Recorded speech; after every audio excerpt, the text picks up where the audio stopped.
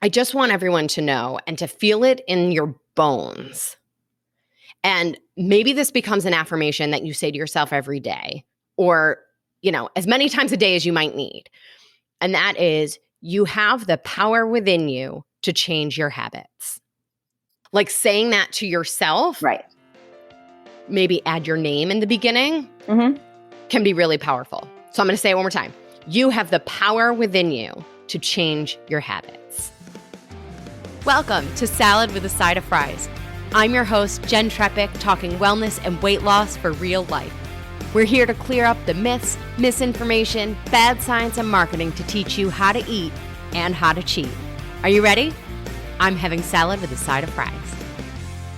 Hey guys, welcome back to Salad with a Side of Fries. We're here again, always here for you with new episodes on Wednesdays. And I'm thrilled to have Lauren back with us. How have you Hi, been? everybody. Yeah, how have you been keeping up as we move along in reopening? Probably like everyone else, a little frustrated, Yeah. really getting tired of the masks, just want to suck in some fresh air, but keeping it on to keep myself and everyone else safe. Would love to have a meal out without something in between me and the next table and not, follow all the crazy precautions, but I think this is life and the new normal, and we have to just do what we have to do. Yeah, for sure. It's interesting. So New York, we are in phase 4 now. Right. As of And today. yeah, and it's interesting because everything is still focused on outside activities and minimal capacity, but things like the botanical gardens have reopened and it's just The High it's Line, I think, too. yeah, it's nice to kind of keep moving forward, you know. I think they just pulled back on what phase 4 originally looked like Yes. because of the trends around the country. So they don't want, of course, to put New York at risk given how far we've come since March. Right, for sure. And I have to say, I think what's most amazing is to see how we've adapted, especially here in New York City. I We're all, agree. like you said, it's like this new normal. We're all figuring out our lives still. Mm-hmm. But at the same time, it's almost hard to imagine being comfortable doing things that we did before without thinking about it. I agree. Like the subway, I'm not ready for that. No, I mean, obviously I haven't been on the subway either, but I just think that I'm not sure how to go grocery shopping now without coming home and, furiously wiping everything down and, rinsing all my produce and like laying it out to air dry. I mean, it's such a process, but I think you might know the answer to this. There's a certain amount of time, right? Or a certain number of times you do something before it becomes a habit, right? Right. So I feel like we've all done that now. So things really feel more normal, right, than they did maybe the first couple of weeks we were doing this. So it's almost going to be harder to change it now to go back to the way we were doing it before. Yeah, and it's so interesting that you say that because it fits perfectly into today's topic, which, guys, I'm calling today Old Dog, New Tricks.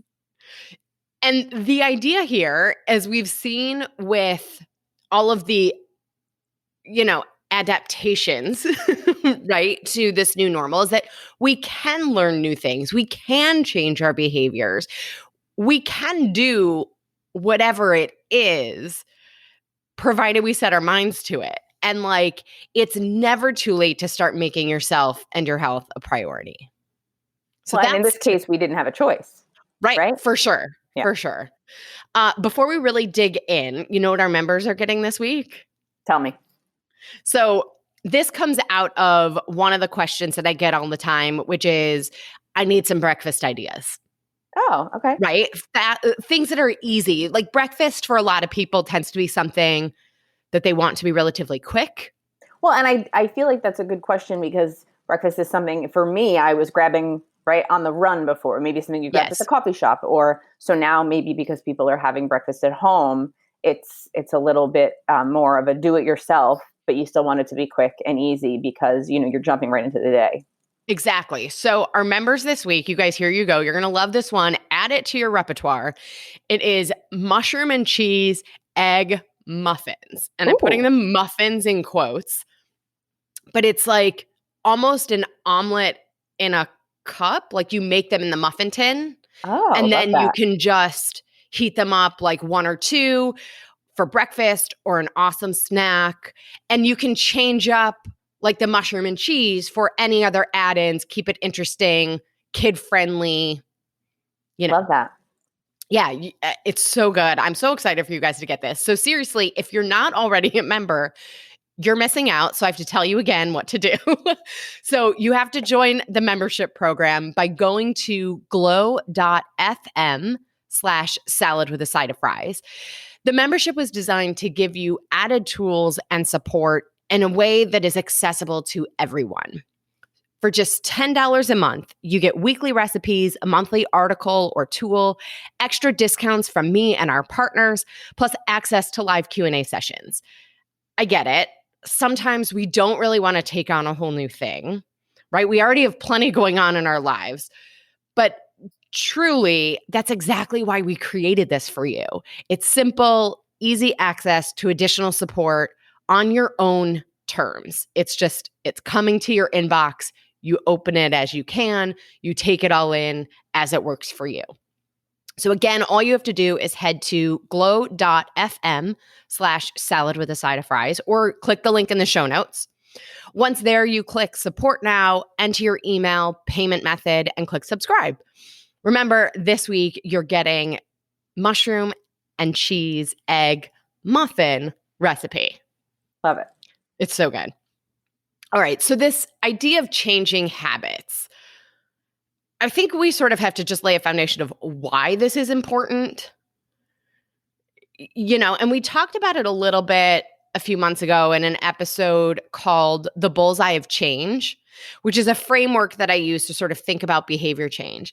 But on all of our episodes, we talk a lot about the nutrition stuff. Right. And then we hear people talk about the psychology of eating and the emotions tied to our food. And from my own experience and that of my clients, long-term health is 1000% both. I agree. Like we have to address both sides of it. And I will say, for myself, at times in my life, I approached this from the perspective of, I know what I'm supposed to eat. It's all about willpower and like white knuckling it through some challenges. Right. Then when I learned this nutrition education that we talk about here, a lot of those situations got much easier because food decisions became intellectual instead of emotional. Right. And I think, different circumstances allow you to just adjust slightly. It doesn't need to be so black and white, right? I think Yes. the decisions can be in the gray area. Basically, for a lot of those circumstances, it's just about, like you said, there's a lot of nutrition education and nutrition knowledge. And I think you don't need to know everything, but I think if you know some things, you can make a decision that's best for you, which we've talked a lot about.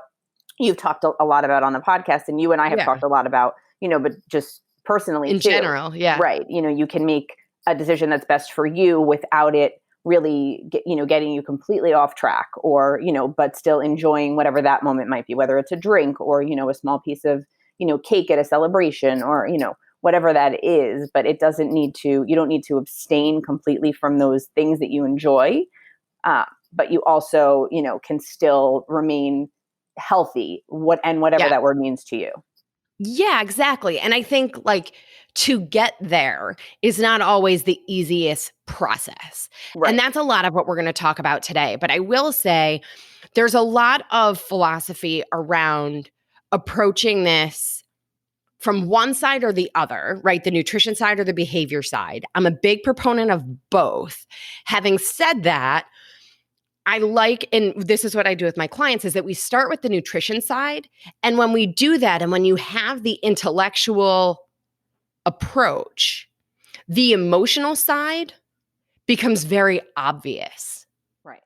You can identify those patterns in a different way. So I see it all the time, like with myself and my clients will be, maybe a third of the way through the program and they're saying, you know what I've realized? I really reach for this in these moments. Right. And we've never even addressed some of that, but because we've tackled the nutrition piece of it, the other stuff becomes much more obvious. And so I want to emphasize that, long term, we have to have both, and I'm a big proponent of, starting with one and adding in the other, that I think when we add in the nutrition first, like I said, the other stuff becomes very evident and actually easier to shift because we have this intellectual foundation. Right. Well, I think, it's like a cognitive behavioral approach, Yes. right? So when you're working harder at one of those, right, the other one will seem easier and vice versa, right? But so if one becomes more habitual, right, to use a term that sort of fits into what we're talking about, the Right. other one, it's like a seesaw, right? So when one is at the top, the other one's sort of at the bottom. That's Exactly. the way it will. That's the way the load will feel, right? That was beautiful. Perfect. Oh, thank you. Mic drop. Yeah. So I have a new mantra for everybody. You ready? I can't wait. I love your mantras. All right. Actions dictate outcomes. Okay. I love it. I'm writing it down. Right. Actions dictate outcomes. So we can think about our glute muscles all we want, but until we take action, they're not changing. We can think about nutritious foods, but unless we eat them, we don't get the health benefits. So it's really interesting, right? Actions dictate outcomes. Our habits are the result of repeated actions. Right. When we repeat actions enough, they tend to happen subconsciously. Our goal is to get to the place where we make the most healthful choices available in any situation and allow ourselves balance, as you were just saying, like, the gray area. I call it living by the 80-20 rule. Right. Right. And to get, from where we are to where we want to be, which I also call unconsciously competent. Okay. I like that too. Right. It requires three things. The first is time, patience, which is often the most difficult, and the third is commitment. Okay. I was going to guess repetition, but. Yeah. Similar. Yeah. The bottom line is, like I said before, I'm going to say it again. You can change your habits no matter when you decide to start. What's important is that you've decided to make yourself and your health a priority. Right. So let's take a moment of honesty with ourselves about our priorities. Because the challenge, or I think the mental struggle, is the disconnect. When we have a priority in our head, but our actions aren't following that. That's like the cognitive dissonance. Right. And I think that's a lot of the mental turmoil, the beating ourselves up when we want something, but our actions aren't following that. Right. And so I think it's important to first say, okay, are there things going on in life that are dictating other actions? Like, are you starting a new job? Has your routine changed so dramatically that, or family things, right? Where maybe for a finite period of time, we can give ourselves a break on some of this as other things take precedence. Right. And this just made me think of something else. Another conversation you and I had unrelated to this, but and you had, suggested to me, right, that it doesn't always have to be, and this, I guess you can sort of bring this back to that gray area, right? It doesn't always have to be that you're doing because in a time of transition or a time of change, or when life gets in the way and things are busier, it doesn't always have to be that you're doing exactly what you did before, right? So give yourself a break, and maybe what you were doing before becomes a smaller action, right? So find the 5 minutes, find the 10 minutes, and focus on whatever that is, because you have to recognize, right? Have the awareness and the insight to say, there's no way that I can devote as much time to this as before, but I still want to stay connected, right? And have that momentum. So, Right. whether it's a workout or, making, an egg, and mushroom and cheese cup, whatever it is that you're doing, right? Set aside that 10 minutes or 5 minutes if it's a quick walk, or, whatever your Right. focus is on, Right. wherever you need to devote that time. It might be less time, but that's okay. Exactly. It's about aligning Right. the expectations that we have for ourselves in our actions, right, with the priorities. I think we might want something to be a bigger priority than life is allowing at the moment. And I think just kind of owning that is a really good place to start. Right. And I think now more than ever, just given everything that's going on in the world, and how as humans we're adapting to this. I mean, we're very resilient as human beings, but I think how we're adapting to this, we need to be better about giving ourselves and others a break now, and Yeah, just being it's a empathetic little and right. exactly. I was just going to say it's a little compassion, a little Yeah. grace, Yeah. with everything going on. Right. So when we are ready to make those shifts and make some changes, right? It's never too late. You're never too old. You can do this. The first step, other than deciding the priority, right? That it is a priority, is take a moment to identify any current habits that you feel are holding you back from reaching your health goals. Anything come to mind for you? Um, I think sometimes I hate to blame him, but I I think sometimes for me, um, Rob is my wonderful significant other whose birthday happens to be today. Sometimes his eating habits get in the way of mine, Mm-hmm. which is not his fault. I have my own willpower, and I can easily say no. Right. But I will eat with him what he's eating. He's a big snacker and loves sugar. And I will piggyback right on that, no problem, without question. So I generally like to be healthy and nutritious. And I will find other ways to, get in my fruits and vegetables and vitamins. Right. Working out is not a problem, but he, I will blame him any day, all day for the lapses in my nutrition judgment. Yes. Got it. Okay. So maybe some of these sound familiar. Skipping meals.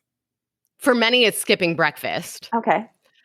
Impulse buying at the grocery store. Okay. Maybe it's like eating while watching TV or reading, like that mindless eating that happens. Eating because we're bored or tired. I probably do that. Yeah, me too. Definitely the tired piece. I think I impulse buy at the grocery store less now because I go with a list every time now, because I want to get in and out, because it's Yep. such a dramatic experience. Now I don't go without a list. So I'd like to thank coronavirus for less impulse buying, but that's the only thing I'd like to thank it for. Right. I agree on that one. Actually, that was one of the notes I had written down for later for us to talk about. So thank you. You're spot on as always. Another one is deciding last minute what you're going to eat, then realizing your only option is a single cucumber and a box of mac and cheese that's been in the pantry for a couple years, right? Essentially not planning. Right. Right. So the idea here is just that we're identifying the habits that are holding us back. Right. The next step, after we identify this non-supportive habit, is to notice the triggers. Okay. So sometimes they're a part of the thing, like being in the grocery store. Or maybe we realize every time we go to the grocery store and we have those impulse buys, that we're going at a certain time of day where we're actually hungry when we Right. go. And you had helped me with this too. We talked about this, how sometimes the wanting something sweet, or right, could be thirst, could be so I did notice that, and that was something, I think in the initial days and weeks after we spoke about that, I tried to have some tea, or right, because I have tons of different flavors of tea. So I tried to have tea with a little bit of flavor, or I just tried to Mhm. have, water with like lemon and mint, or, just something. I think if I just had water, it wouldn't have satiated, what I was that, the Looking need for for. something right away. But I think the tea, or even like a small piece of fruit or something, that definitely helped. Yeah. And it's interesting that you say that, because it's like, by looking at the data in our journals, maybe we notice that when that happens, when we have those cravings, our water intake is lower on those days. Or, on those days, we waited too long to have lunch. Or sometimes it's even like the day before.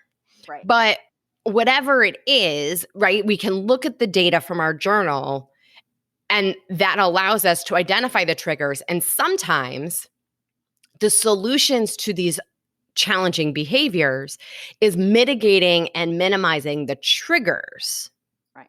as opposed to focusing so much in the actual behavior. Right.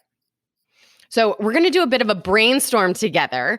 Okay. Before we do, I want to take a minute to, or while we do this, take a minute to think about your own habits and your routines. Maybe the triggers, and then just choose one or two that, focus on one or two. Think about that while we take a quick break for a note from our partner for this episode, Snap Cleaning Products. Make household cleaning a snap with eco-friendly, economical, multi-purpose Snap products. Snap's concentrated multi-purpose formulas perform light to industrial strength jobs all in one bottle. Snap products give you the cleaning power of a variety of cleaners, saving you time, money, and valuable storage space. Snap products are developed with the environment in mind, using plant-based ingredients that are biodegradable, phosphate-free, non-toxic, and bottled in recyclable containers. Now, I shared this with you guys before, but I'm going to say it again. SNAP actually stands for Safe for Nature, Animals, and People. For those wondering, the cleaner disinfectant meets the EPA's criteria for use against COVID-19. And I want to highlight another one that I totally love. It's called the Snap SOS, which stands for Smoke Odor Stain Eliminator. It uses a combination of enzymes to virtually eliminate or destroy organic odors and stains at the source, instead of just covering them up like a lot of other sprays do. So if you have pets, this is a great one. Or, a smoker. I like to spray it in, the shoes that you wear without socks, especially now in the Oh, summer. Yeah. I just keep a bottle of it by all my shoes. Makes it really simple. Of course, we have an offer for you. To get 10% off, text the word CLEAN, CLEAN, to 844-947-4846. You'll receive the link and coupon code right to your phone. Again, simply text the word CLEAN to 844-947-4846. This is a toll-free number. Standard text and data rates may apply. All right. So you have it in your head, right? One or two behaviors that you want to improve. And the next piece is to brainstorm a replacement behavior or action, which, when repeated, becomes our new healthful habit. okay. So one of the things we talked about before was sort of this planning thing, right? The idea here is set yourself up for success. I call it take the easy way out, because it's a lot easier to make the healthful decisions when we've set things up for it. Yep. So maybe this is I'm not a big meal prep person, but maybe it's really just planning the time in your schedule to go to the grocery store, and maybe time after. If you want to cut up your veggies right away, just block all of that time into your calendar. Mm-hmm. Maybe it's a strategy for meals and snacks, finding some things that you really enjoy, like some new favorites. Maybe it's the mushroom and cheese egg muffins that we're sending you guys. Maybe it's, veggies and hummus, apple and almonds, maybe it's a shake or a bar that meets our protein and fiber targets, but just having the tools and the things available to you to make the healthful choices the easiest choices. Right. And then we talked about the impulse buying. So you shop with a list, Now, which is huge. right. Yeah, right. Again, new habit. Right. Yeah. And shopping with a list, I mean, tell everybody or share what that's done for you. I feel like before I would just sort of go to the grocery store. Also I'm going once a week always because I'm cooking. I love to cook, and I just feel like out of habit before, again, I use the word, but I think it was, we live in New York. It's so easy to order food. And I think especially in March, right, when everything really shut down initially, there was a lot of fear surrounding ordering. So it became, it became this like hoard paper products and, buy and freeze all the chicken that fits in your freezer. And like, right. So, I think now I've got in the habit of cooking, and I think I feel better. I think, I do think that, Rob has noticed a difference and feels better. And obviously, I think anyone who does cook and, I think and enjoys it, I do think there's a lot to be said for the cooking. And, as things are returning to normal, it's not always easy to fit it in, but I've adjusted accordingly. We have ordered out a little bit, but I am still trying to cook. So what it's done, I think, is that I'm not impulse buying, right? I'm not just pulling random snacks off the shelf. I am planning ahead. And I think I'm probably not overspending too, which doesn't really have anything to do with nutrition. But I do think there's a little bit, it's falling into the budget better. And what you had said about, doing sort of the prep with the veggies and things, because I am, wiping everything down. So when we come home, we wipe everything down, and I just throw all the produce into the sink, and then wash it, put it in a colander, or, let it, sit on the counter, whatever it is. I'm sort of prepping what I can prep in advance, which does help as, I go through the week. So if it is veggies and hummus, or, an apple with peanut butter, or, whatever, everything is just sort of ready to go for the most part, which I do think is helpful as work has picked up again. Yeah.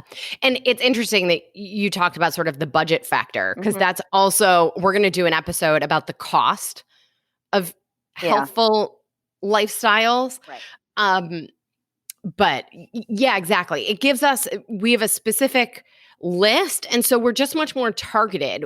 We don't have to pace every aisle and look at every food for inspiration or to decide if we want it. Like It minimizes the number of food decisions that we have to make in the grocery store. Right. And of course, like always, sometimes something will be on sale, so I'll buy an extra, or something will look good, and I'll say, oh, we'll try that. But for the most part, I'm sticking to the list. Yeah. Also, we're New Yorkers, so I don't have 14 extra pantries to store tons of extra stuff, which I think has also been better, because sometimes I would go and I would come home with all this stuff I didn't need, so I didn't have anywhere to put it, or I would buy without checking to see what I needed. So I would come home with penne and I had 3 in the pantry. It's right. But they might have been from 4 years ago because I wasn't cooking, like you said. It's totally. Yeah. So there's an organization to the trip too, which I think is helpful. Yeah. Similar to that is shopping on a full stomach. Oh. Right. So most of us have heard this before, this idea of like, don't go to the grocery store hungry. It makes it much harder to choose only what you need and not what you want in that moment. But I hope that after tuning into Salad to the Side of Fries, you know why that's the case. Right. Right. So when we're hungry and our blood sugar is low, our body is craving fuel the fastest way it can. Right. The fastest way our body can get fuel is high glycemic impact, sugary foods, which means when we go to the grocery store hungry, we're fighting biology in every aisle and with every food we look at. So it's Or chemical that's more challenging. right. Or as you say, shop the perimeter. So if you go hungry and you just shop the Right. perimeter, you'll come home with tons of produce and you'll be fine. Right. Yeah, fingers crossed, in an ideal world. Right. Okay, so then the next one is, maybe you're finding yourself, you get too hungry at certain points, and then it makes the healthful choices more challenging. That happens to me. Yeah. So the solution here is focusing on eating regularly. So we want to keep fuel fuel in our body, fuel in the tank, which means we want to be thinking about food every 4 hours ish. We don't want to go more than that without eating when we're awake. If you're hungry every 3 hours, eat. Like, that's a good sign. It means your metabolism is working. I hear it all the time where sometimes people are like, I'm eating all day. And it's like, well, are you hungry? you know? And keeping in mind, too, when we look at the data of our journal, if you're only having a snack, it would make sense that you would be hungry again an hour or 2 hours later. Right. So again, having the data and looking at that, like being hungry is not inherently an issue. Right. Sometimes, like I said, it's a really good sign. That's Remember, that. what? No, I was going to say that's something else that has changed a little bit for me too. I feel like when I was, physically going to work every day, I would let too much time go by and then be like ravenous. Yep. And because I've mentioned it a million times that right carbs are always my go-to. And I think I've learned, which you've tried to tell me, but I've We been have to resistant. experience it. Right, I've been resistant for a lot of reasons. That well, and this goes to what you've shared with me before, and also my experience being home. I think that when I sort of set a time for lunch at a reasonable time that isn't 4 o'clock in the afternoon, which is what it could have been before. We've all been home during the pandemic. That I'm not always reaching for a carb. Yep. And like you had just said, having breakfast at a normal time, sitting down for lunch around, 12:30, and eating something healthy. Like I've been sort of just making like a kitchen sink sort of salad for lunch just because it's summertime and there's a lot of, really good produce and things like that. Mm-hmm. Then, it's not always like a bowl of wheat thins. Right. I want to piggyback on something you just said. But before I do, just really quick on the eating regularly thing, remember that like our body responds better knowing it's going to receive energy and fuel at regular intervals. It keeps our metabolism operating. Right. And it also helps prevent binging. So if you're notice some binging, look at your journal and see if, you're fueling yourself at regular intervals or not. And then what you just talked about in terms of making a plate and sitting down to eat it. Yeah. This idea of mindful eating. And I know sometimes it gets an eye roll. Like, I get it, No. but it's real. Yeah, We eat in front of the TV or our computers or, maybe even like we just bring the whole bag of whatever right. we're munching on to the couch, so turn off the TV, close the laptop, close the book, eat from a plate, sit down at a table. Right. And, it's a lot easier to do that at home. Right.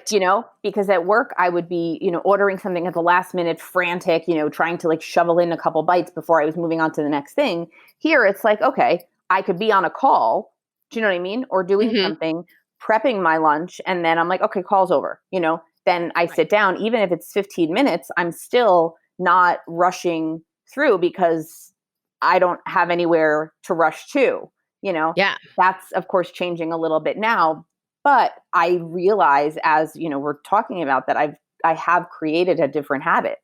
That's awesome. Yeah. And it's one of those things where like when we are distracted while we're eating, right, we eat more than we need.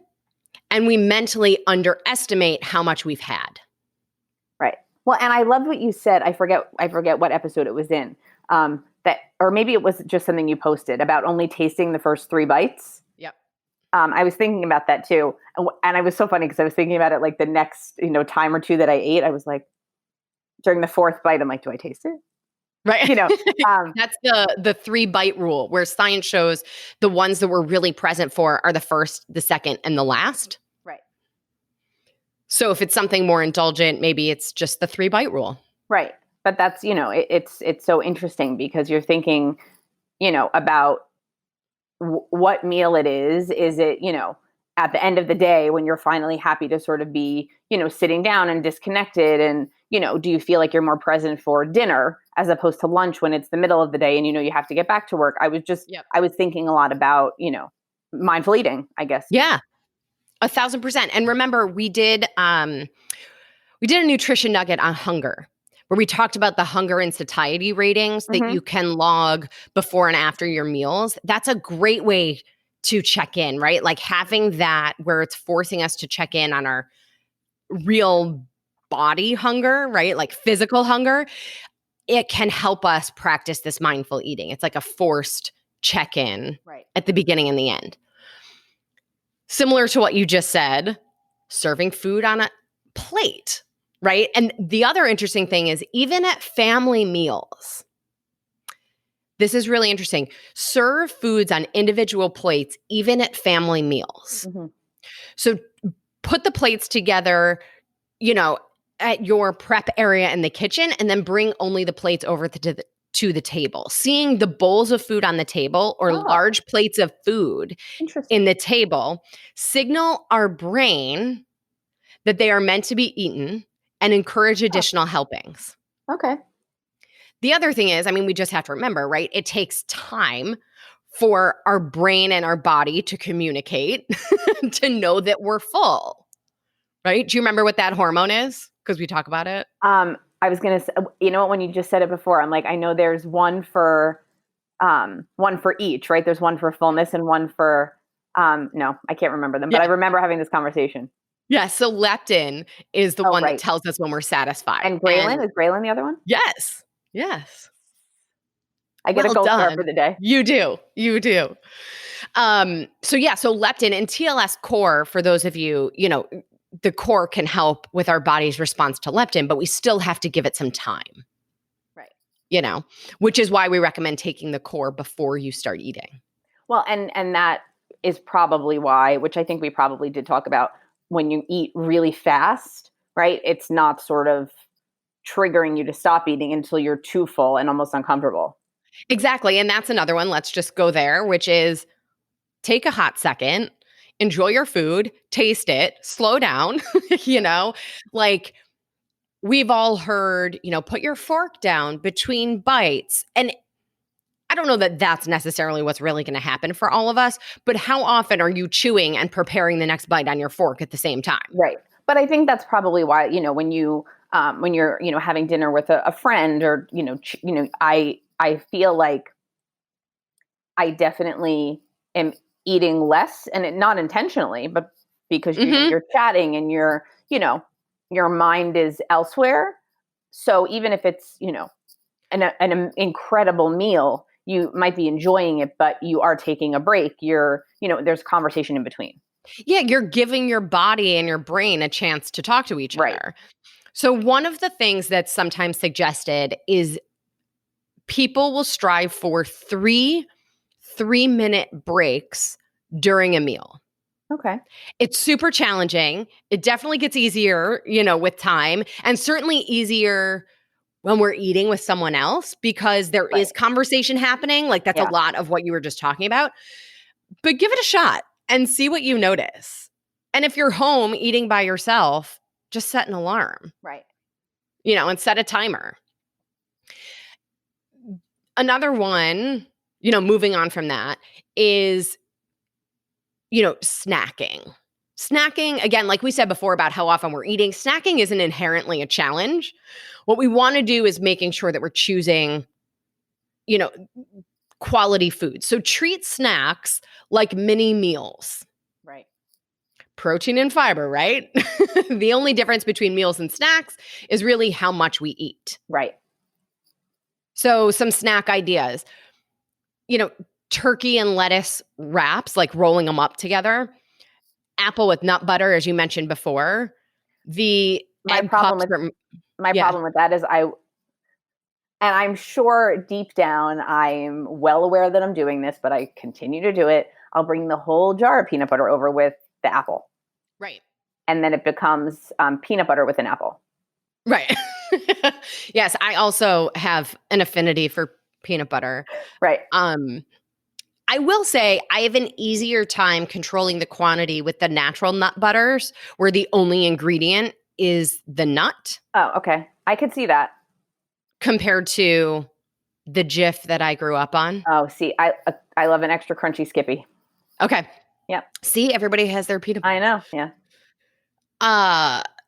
Chicken salad with celery, homemade chicken salad. The egg muffins, egg cups muffins that our members are getting this week is another one. Okay, and here's one. I'm not the biggest proponent of the microwave, but sometimes it does the trick. So here's a quick recipe. A scoop of protein powder from a shake that meets our protein and fiber, benchmarks. You can do chocolate or vanilla. So it's 1 scoop of the protein powder, 1 egg or egg white, a tablespoon of a natural nut butter. Okay. Put it in like a small ramekin or a small mug and microwave it for like 1 minute. Okay. It is so good. It's Is it like dangerous good. It's almost like a batter? Yeah, it's like a batter / cookie. I mean, it's just Okay. delicious is what it is. Okay. So throwing it out there. Similar to the snacks, protein pack your breakfast. Okay. A lot of times, right, like we don't want to skip breakfast. We know that. That signals our body that it's time of famine. Instead, we want to tell our body to get the engines fired up and running, which means eat breakfast. And protein at breakfast can help reduce cravings throughout the day. Right. So again, if you're noticing in your journal, right, we're trying to identify those triggers, check out breakfast. Breakfast could be a huge trigger. Remember too, most of us are under eating protein, especially at breakfast. We think about eggs. Protein, a proper meal of protein is not 1 egg. A proper meal of protein is more like 4. Really? Yeah. So you can certainly do like 1 egg and 3 to 4 egg whites. Or blend your shake with kale and spinach and some berries. But, for a female, a meal is 4 to 6 ounces. Well, 1 egg is 1 ounce. Okay. So odds are you are under eating your protein at breakfast. I've been doing overnight oats. That's, I get on like kicks with things and then sort of switch it up. But my only thing with overnight oats is to then make sure you're getting enough protein. Well, I put either real milk or some other nut milk or something in it. It's probably not enough. But yeah. But like your protein doesn't have to all come from one source, like we've talked about before. So you could add some other things to it and kind of bulk it up. Right. Yeah. This one, Lauren, I know you and I are like on the same page about is scheduling your exercise. Yeah. If you feel like the activity is what's not making it into your day, put it in your calendar. Block it out. Tell people you're busy. Find something you enjoy doing so you'll actually do it. And one thing that's different about exercise habits than other habits is that the studies say to form an exercise habit, it is best when we do it every single day. Oh. Rather than I'll do 3 days this week and trying to create that habit. To initially develop the habit or to keep it? To initially develop the habit. And then, when you're keeping it or in sort of, it's easier to shift down to a 3 time a week or a 4 time a week and still do it after being used to having it every single day. Okay.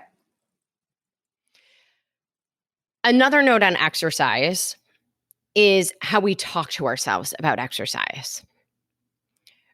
So I'm just going to throw it out there. Work out because you love your body and as a celebration of your body's strength rather than to punish your body. Right. I mean, I love that you said that, and I can't, I couldn't possibly agree more.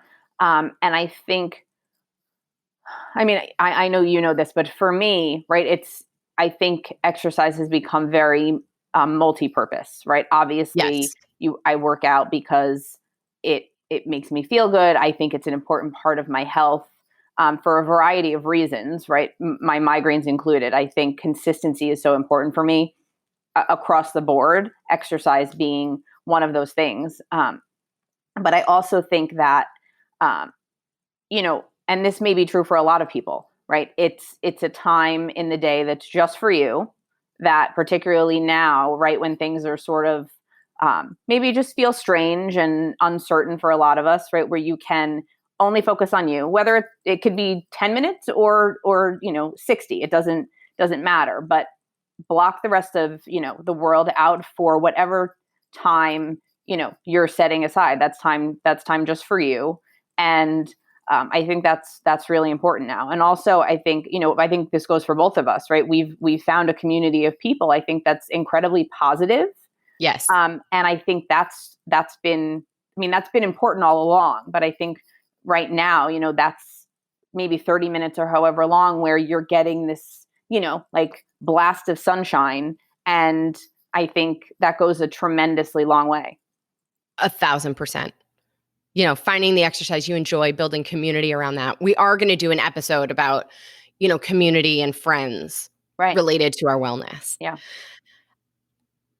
All right, next one, and we're coming in for a landing, I promise, guys. The next one is a challenge that I hear from clients all the time, which is nighttime eating. Yeah.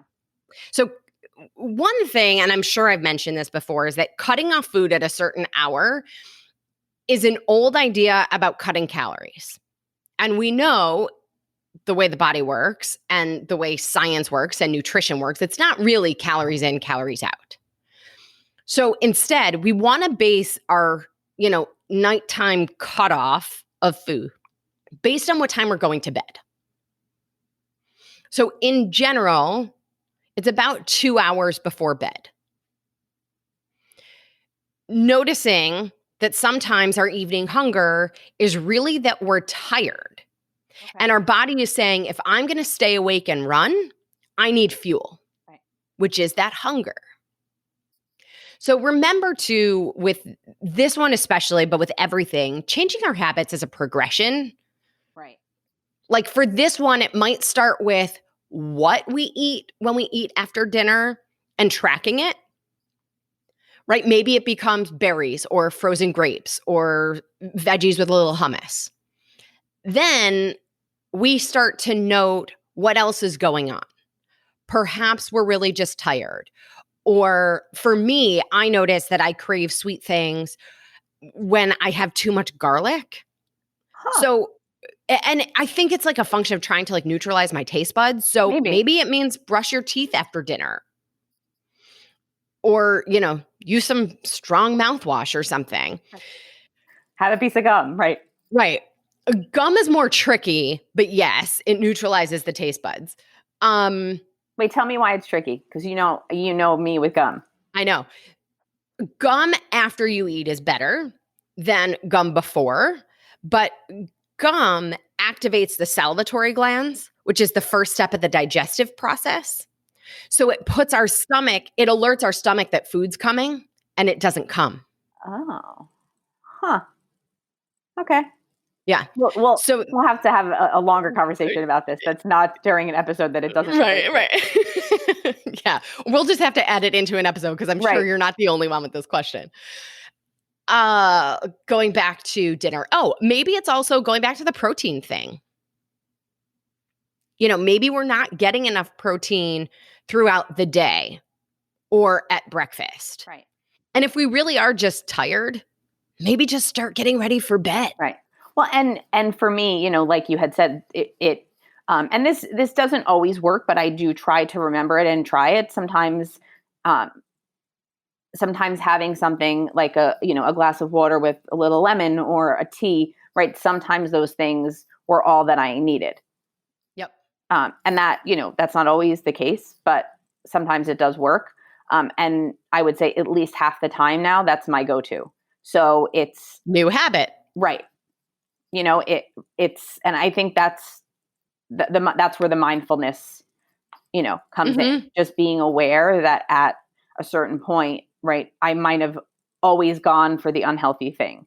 So just trying to, be aware that that was my first choice, because I don't think I was conscious of it.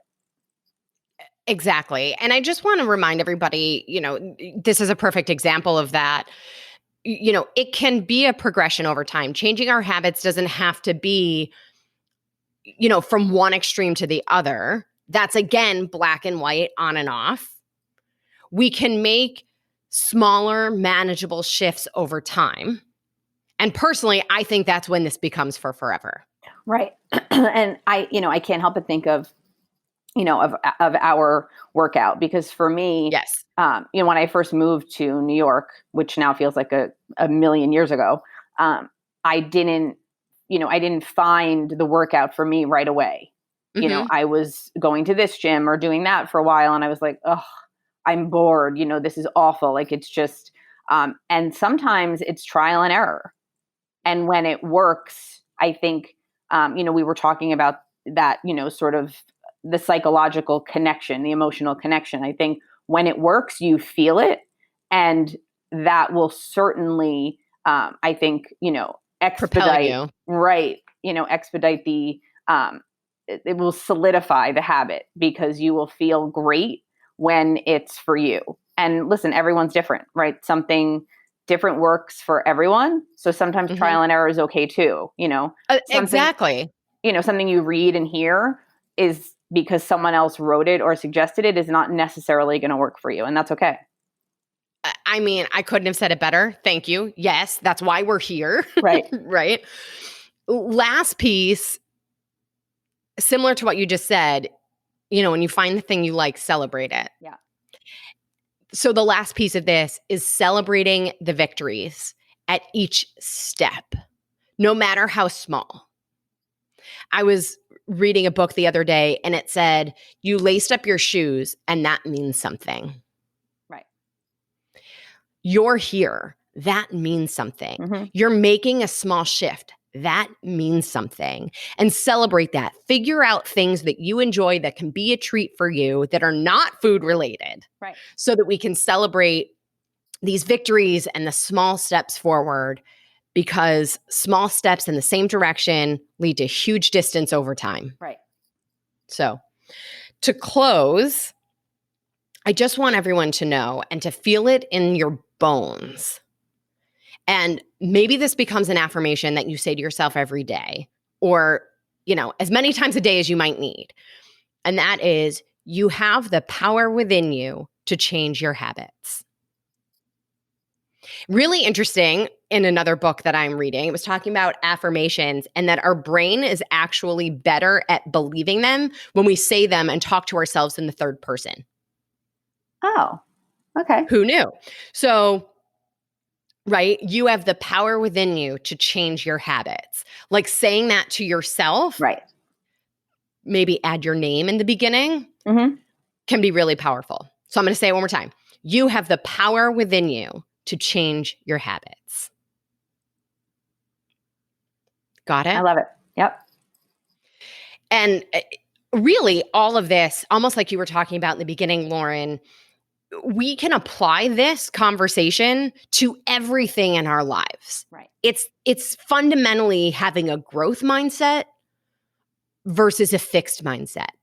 And I think everyone's capable. At some point in your life, you've done this, with respect to something else. So I think it's just finding that thing and saying, oh, I did do that. I did overcome this or change this or, achieve, a new habit that, was helpful to me in some way. You just need to sort of think back, because sometimes maybe it just wasn't as intentional, right, as you want whatever the change you're looking for now to be. But everyone's done it at some point. Exactly. By the way, I think you're in my head, because like 5 times today, it's my next point, like the next bullet point in my notes is exactly where you are. I love it. Thank you. All right. A couple keys to remember for today. Our new mantra: actions dictate outcomes. I was going to say create. Okay. Yes, actions dictate outcomes. Build on the small victories throughout the process. Repetition is magic. Oh, I like small that. steps. Oh, that's another one. We should do that. Repetition is the magic. Small steps in the same direction lead to huge distance over time. It starts with our awareness of both the habits and the triggers, brainstorming positive habits to replace them with, and to move forward. There you have it, guys. Old dog, new tricks. Love it. All right. That means it's time for our nutrition nugget. You're going to like this one. I'm excited. This week's nutrition nugget is tackling liquor versus beer and wine. Ooh, okay. I'm ready. So, Lauren, I know you're not a big drinker, but when you do, it's tequila, right? Correct. That's it. Yes. Now, our very first episode was the truth about alcohol. Mm-hmm. And I encourage everybody to go back and listen to that. But I wanted to address this in a nutrition nugget because it's a question I hear all the time. And I've been hearing, because you might notice a bunch of wine references in my social media, which, full disclosure, I've always been more of a liquor drinker, but over the years, I've evolved to a point where I'm a brown liquor kind of girl. And then last year, I went to Napa, and now I enjoy wine more. And I joined a couple wine clubs while I was there. So now what I have at home is a whole lot of wine. So you created a new habit. Right. So that's why you're seeing all of those wine references. But I often hear people say, compared to beer and wine, liquor is better because it has fewer calories. And the catch with alcohol is that you're probably not drinking it by itself. Some people do, but probably not. So when we look at it from a calorie perspective, which we all know is a misleading barometer for determining if we do or do not want to consume something, but I have to address this. So liquor only has a few less calories than beer and wine. Then when you add tonic or juice or ginger ale, you're adding to that calorie count. Or margarita mix. Right, or margarita mix. So alcohol across the board, no matter what form, is really empty calories.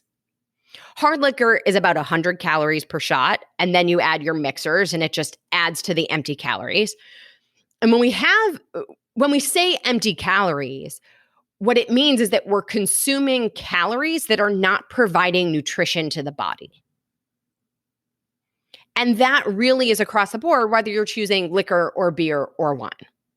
So if you're going for the liquor, choose your mixers wisely. Go for seltzer or club soda and like a wedge of fresh fruit instead of fruit juice or tonic or, regular, even diet soda. Something sugary.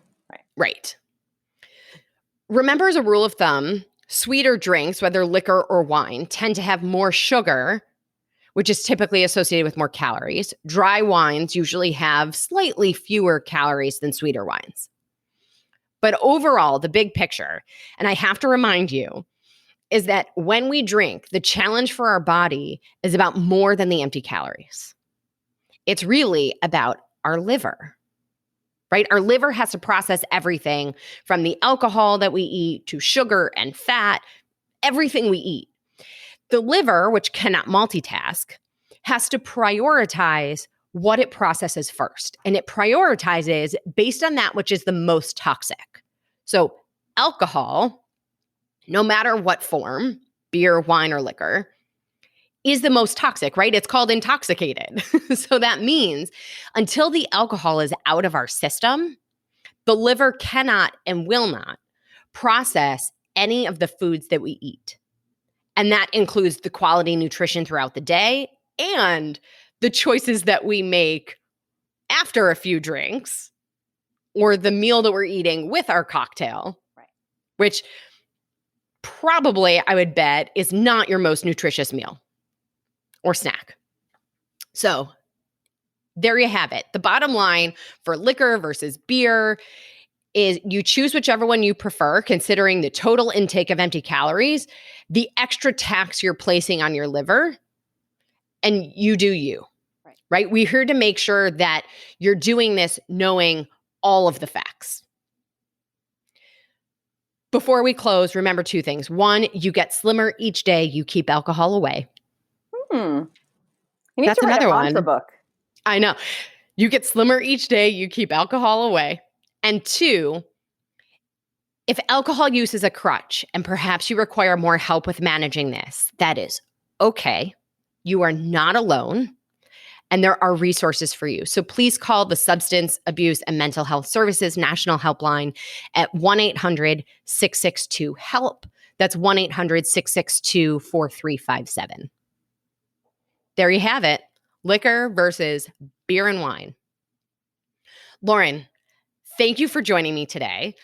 As always, guys, I'm your host, Jen Trepeck. Connect with me on Instagram at Jen Trepeck, JenTrepeck. Our Facebook page is at the same handle, and we want to hear from you. So DM us with your questions, your ideas, your key takeaways from each episode. This is also the best way to reach out and learn more about working with me. Of course, if you're not already a member, go to glow.fm/salad with a side of fries to get this week's recipe for the mushroom and cheese egg muffins, in air quotes, right? Muffins. Everybody, we love having you here every week. We can't wait to chat more with you next Wednesday. Have a great week. Thank you. Well, friends, that's it for today's episode of Salad with a Side of Fries. Congratulations for making yourself and your health a priority. Thanks so much for joining us. Be sure to click subscribe or follow on your favorite podcast platform. Share us with a friend, and we'll be back next week. Always remember, you deserve it, and you are worth it. Happy healthy.